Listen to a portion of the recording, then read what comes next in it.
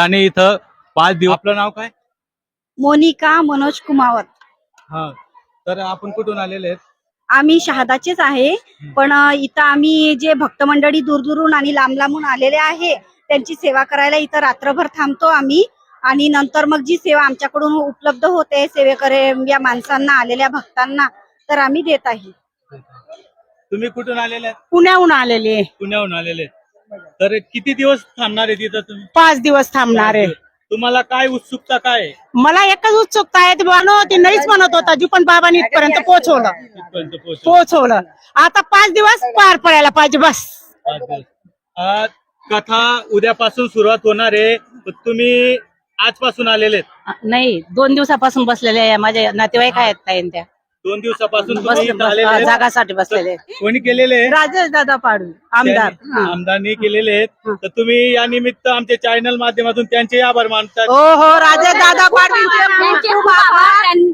त्यांच्या शिवकथा आज इथं ऐकायला भेटणार आहे. नाही तर आम्ही स्वप्नातही विचार नव्हता केला की प्रदीप मिश्रा बाबांची शिवकथा शहाद्या धर्तीवर होईल असं. तर आम्ही त्यांच्या खूप खूप मनापासून अभिनंदन करतो. खूप आभार आहे आम्हाला. की आमदार राजेश पाडवी यांनी जे बघितलं की महिला लांब लांब कथेसाठी जात आहेत, ते बघून त्यांनी शहाद्याच्या इथं कथा आणली. आणलं. म्हणजे शक्यता फार कमी होती, ही कथा तोडद्याला होणार होती, पण काही लोकांनी पण सहकार्य भरपूर केले आणि जागा पण अशी उपलब्ध झाली. ही सगळ्यात मोठी जागा उपलब्ध असल्यामुळं शहादात ही कथा करण्यात आली. आपलं नाव काय? सुशीलाबाई कुठले? शहाद्याचे. हा आमची अशी इच्छा होती आपल्या शहाद्यात यायलाच पाहिजे कथा.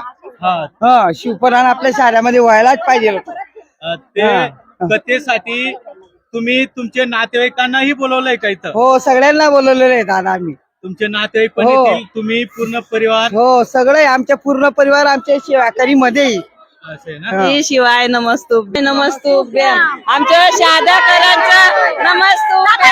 आमच्या शहाद्यावाल्यांचं एवढं मोठं नशीब आहे की आमच्या शहाद्यामध्ये कथा आली व असं महाराजांचं आगमन आज तळोद्यामध्ये उद्या इथं येणार.